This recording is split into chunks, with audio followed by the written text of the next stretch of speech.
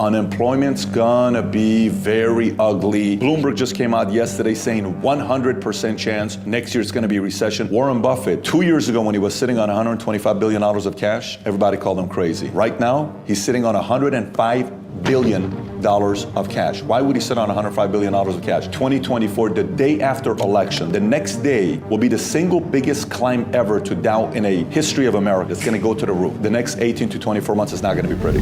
In this revealing interview, Patrick David Bett boldly predicts that the 2023 economy will get far worse before it gets better. Bett David takes a unique approach to looking at the economy by specifically looking at the significant declines in the prices of luxury assets such as real estate, automobiles, and watches that will crush people that are desperate to sell. Once the economy hits its bottom, billionaires like Warren Buffett, Ray Dalio, and Dave Ramsay are going to take advantage of this opportunity to buy billions of dollars of undervalued assets with the cash they've been stockpiling.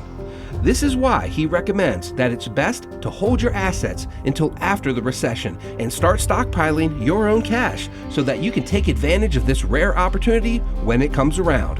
However, he is optimistic that this economic depression will end in the next 18 to 24 months. Make sure you stay until the end because Bett David explains why he believes 2024 and 25 will see the largest market rise in history. Now, let's hear what Patrick Bett David has to say. So you spoke at our event, Grow a Video Live, and you came out swinging. You were about to talk about content, but you were like, listen, warning, you got to get ready for the next 24, 36 months. We could be facing the greatest economic crash, reset. And recently at your conference, The Vault, you had Robert Kiyosaki come on. And he spoke at your event and he said, we are about to face the biggest economic crash in history, and it's still coming. It's the everything bubble. My question for you is, have you updated your point of view over the last few months? Do you think things are going to be better, worse, in the middle? And even you made some predictions about housing, all of the above. What's kind of the current state of the economy from your perspective and some of the things you're personally doing? Housing's going to still take a massive hit. It's not over with. The luxury housing market dropped 28%, which that's a problem right there. And the way they define the luxury housing market is like the top 2% in any city. So, top 2% in New York could be a, $20 million home, but the top 2% in Toledo could be an $800,000 home. It doesn't matter. Imagine the luxury market dropped 28% in 6 months. So a $10 million house is a $7.8 million house. $1 million house is a $720,000 house, $7.2 million house. So that's a big number right there. Loan officers are leaving the industry by the droves. Realtors are leaving the industry by the droves. You're looking at licensing in the state of Texas is down. Licensing in the state of California is down.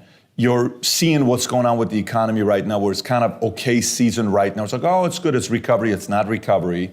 Powell's talked about the fact that they're going to raise interest rates until inflation hits 2%. Inflation is still 8%, which means rates are going to go. 30-year mortgage rates just cracked 7%. A year ago, you could have gotten a 30-year mortgage rate at 2.65, 2.85. That's a big difference when you think about the payment. So the only thing that happens when rates are high, value's down.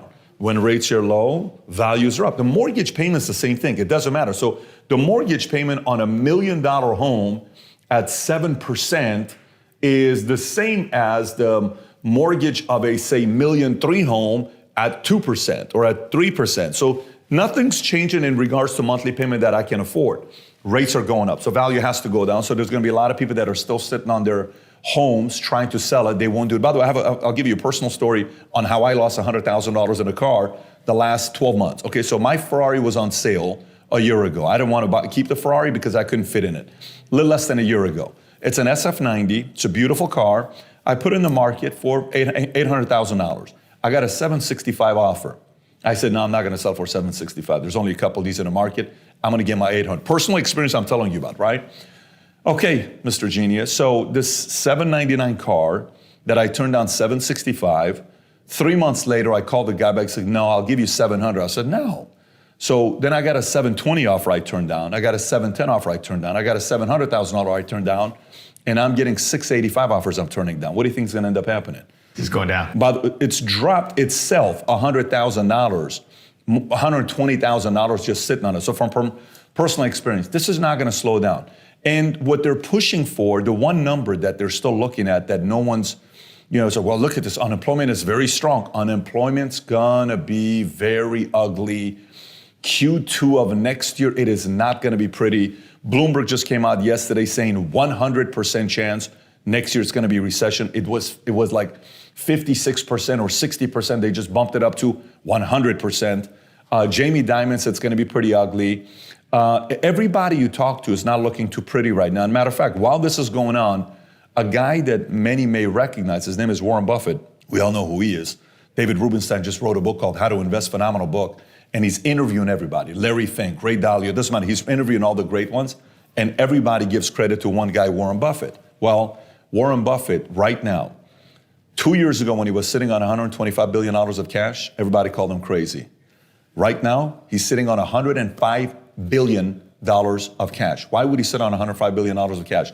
He knows opportunity is going to come up. He's going to buy companies on pennies on a dollar. Then the legendary, Bridgewater, you're talking Ray Dalio, who 5 years ago was saying cash is trash, just came out and says cash is no longer trash. Cash is valuable today. You got to have cash because opportunities are coming along. So it's going to be everything that I said that I believe it was going to happen. It was going to happen. Now, Dave Ramsay, who's beloved by a lot of different people, and he's very big in a Christian community, and a lot of people follow him. I went to a church that we would go take a Dave Ramsay course. That's kind of what you did if you went to a church that wanted to have somebody with credibility talk about money, and he would always give the basic, how to pay off your debt, buy term, invest, the difference, all the basic principles. He said, don't buy into this fear porn that everyone's talking about. Real estate's going to drop. He said this 6 or 9 months ago. I don't think he's saying that right now because real estate has taken a hit, and it's not going to be slowing down. You got inventory that's going up. It's not going to slow down with inventory. I mean, I can go on and on and on telling you a bunch of other things with the market. I'm not changing my position. I think 2022 is going to be ugly, but not that ugly. I think 2023 is going to be very, very weird year for a lot of people. 2024, the day after election, the day we vote, whatever the day is, 2024, November 3rd, whatever that Tuesday is, the day we vote, my prediction, the next day will be the single biggest climb ever to Dow in a history of America, history of the market. It's going to go to the roof. My prediction, I could be wrong. I believe 25, 26, Dow's going to get somewhere around 50 to 60,000, but the next 18 to 24 months is not going to be pretty. So in light of your predictions, what is your advice for entrepreneurs, content creators right now, those that want to prepare and position themselves? What are a few moves they can make to be very serious about right now? I mean, for content creators, it's the complete opposite of what I just said. COVID and the shutdown was great for content creators. Meet Kevin came out of nowhere, and all of a sudden he had 1.5 million. Graham Stephan went from, I don't know, he was at 400,000 or 500,000 subs. I think he's at 4 million subs now. You got a bunch of people that blew up during COVID because when people are afraid, they listen. So when people are afraid, they need to be entertained. So when a person's stressed out, sometimes they just want to watch a comedy film. They have no desire to watch a overly, scary, let me tell you what's going on with the market. Like, dude, I just want a break. Just make me laugh. So you notice when COVID hit, what went to the roof? Alcohol went to the roof. Beer companies went to the roof. Liquor went to the roof. Entertainment went to the roof. Tiger King became a celebrity where he's running for office now to be a president. Who would have thought we're going to watch Tiger King? 64 million people are going to log on to Netflix in the first 3 weeks and watch Tiger King. Who's Tiger King? I was in Tiger King 2. I don't even know I was in Tiger King 2. I'm getting calls saying, Pat, you realize you're in Tiger King 2 because I interviewed one of the individuals from Tiger King 2. Now Joe Exotic is in jail. Him and I message each other and he follows the content. But you didn't know what was going to happen. So for content creators, if they position themselves right in areas that people want, I think it's going to be a very good season for content creators who position themselves the right way. If I personalize this a little bit, we're so inspired by what you've done with Valuetainment. You've bought this incredible building. Your podcast is in a vault. It's the Vault Podcast. It's a former bank, right? And we're about to tour it. Excited for that. We want to buy a building in Las Vegas. And my wife and I also, our current house is so positioned to be an amazing rental. It will cash flow incredible. The mortgage is under 3%. And we have more kids. We want to expand. If you're me, are you buying, what would be your timing on pursuing buying commercial and buying a home? I happen to be in the market of Vegas. It's a hot spot. It swings high, swings low. And then we maybe broaden that advice. Maybe somebody can relate to thinking about expanding their business. You just bought a new building. And so maybe dueling mindsets of, do we shrink back? Do we lean in? Or what are some of the factors of measuring these things? Yeah, so I'm gonna say something. Some people are gonna not like it, but it is what it is. I think it's a perfect season right now to make disrespectful offers. Let me say that one more time. It's a perfect season right now to make disrespectful offers. A year and a half ago, nobody had the right to make disrespectful offers, and nobody cared if you made disrespectful offers. A person who made a disrespectful offer a year and a half ago looked like an idiot. Today, a disrespectful offer gets an attention. So let's qualify. What is a disrespectful offer? Say I'm in a market for buying a $3 million home, okay? And rather than looking at 3.1s and making a $2.9 million offer right now, I'm gonna look at the 4s, I'm gonna look at the 3.8s, I'm gonna look at 3.7s, and I'm gonna make a 2.6 offer right now. I'm gonna make a 2.7 offer right now. And I'm gonna say 2.6, 2.7, cash offer, here's what I got. There's a penthouse in Miami I wanted to buy, 57 for a beautiful place. 2 years ago, that place is a $40, $50 million property. I made a very disrespectful offer, and I was right with my offer, but they didn't accept my offer. Well, the property sold for 19 million bucks a month and a half ago, okay? That's a 40, 50, that property will sell for 50 million bucks in the next 2 years, 3 years, 26 is what, 4 years from now? But today, somebody got it for 19 million bucks. This is a building with all the major celebrities living. It's a very beautiful building, 1,000 Biscayne. If you put the picture so the audience can see it, it looks like a, woman's body. The designer was a woman who designed it, and then she passed away. It's a beautiful, amazing property, right? Property value dropped immensely. So watches today. Someone's got a $200,000 watch, they're trying to sell it. Hey, I want 180 for it. Offer 95. Again, people are gonna get offended. Someone's got $3 million worth of cards and they can't sell it. They're afraid to put it on an auction because they don't think it's gonna sell on an auction. Make a 1.7 offer today. Let them react. All they have to say is, no, if you got cash, cash is king.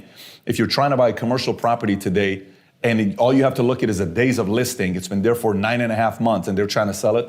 Hey, they want $3 million for the building, offer 2.1. Worst thing they're gonna tell you is what? No, but it could start the conversation. Like I said, today, you can get away with a disrespectful offer. I'm getting disrespectful offers right now. If you only saw the offers I'm getting on some of the stuff, and you know what I say to the person making me a disrespectful offer? I understand, I would too. But the difference is I'm not desperate for the sale. So I'm gonna sit on the asset, I don't have to sell it. But if I'm somebody that's selling today, you have to assume most people are gradually running out of cash. They had some dry powder, they had some powder, but they're doing okay with some, savings and cash they had, that's going away. And every month that goes by, there's only so much you can act. If the average person was a great actor, they'd be in Hollywood, but they're not in Hollywood because they don't know how to act. Which means they may seem confident today on Instagram, maybe a month from now, maybe 3 months from now, maybe 6 months from now. But if all of a sudden cash goes from having a few million in the bank to $1 million to 600,000 to 400,000, now you're sitting there saying, I only have 9 more months left. You're a little bit quick. The first reaction is, get rid of. I don't care, just sell it. I don't care, just sell it. I don't care, just sell that property. I don't care. And when people get into that mode of, I don't care, just sell it, people are getting things at a discounted rate. So my recommendation to you is make some disrespectful offers. And in a Christian way, but make some disrespectful offers. I love it. I highly recommend that you check out this video with Patrick Bet David, where he reveals the surprising secret to how the rich raise their children differently than you. Click this video now.